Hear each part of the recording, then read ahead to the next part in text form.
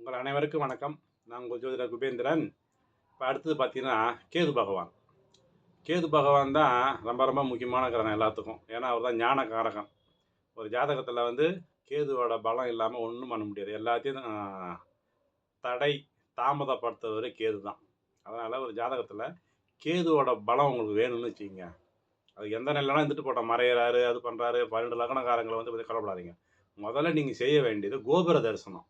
தினசரி உங்கள் பக்கத்தில் யாராவது கோவில் இருந்ததுன்னா காலைல எழுந்து பல்லு தேய்ச்சிட்டு முகம் கை கால் கழுவிட்டு போய் கோபுரத்தில் நின்று தரிசனம் ஒரு 5 நிமிஷம் 10 நிமிஷம் தரிசனம் பண்ணுங்கள்.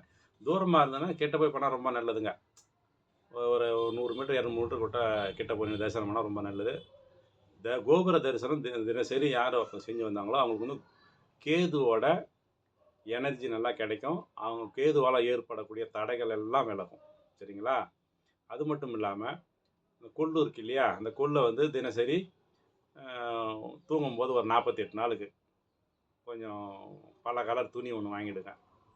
ஒரு 4-5 கலர் மஞ்சள், சிகப்பு, வெள்ளை, அதை மாதிரி ஒரு 4-5 கலர் சேர்ந்த மாதிரி ஒரு ஜாக்கெட் பிட் ஒன்று வாங்கி அதை கட் பண்ணி அதில் வந்து கொள்ளு கொஞ்சம் போட்டு முடிஞ்சு வச்சு தலை அடியில் தூங்குங்க. இரவில் தூங்கும்போது காலையில் எழுந்து வலது கையில் கொட்டி தலையை சுற்றி தனியாக ஒரு துணி பையில் சேர்த்து வச்சுக்கிட்டு 48 நாள் செய்யணும்.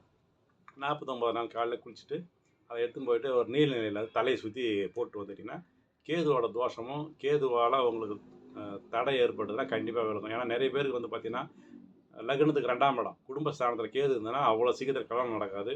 நாம் இது அனுபவம் கிட்டத்தட்ட என்கிட்ட 100 ஜாதகம் இருந்தது. அது மாதிரி 100 பேருக்கு இந்த 28, 38, 40 வயசு கடன் தான் திருமணம் நடக்குதுங்க. கேது 2ல் இருந்தாங்கன்னா அது ஏதாச்சும் ஒன்று தான். அது வந்து அந்த பாவத்தில் பார்த்தா தான் நமக்கு சரியாக சொல்ல முடியும்.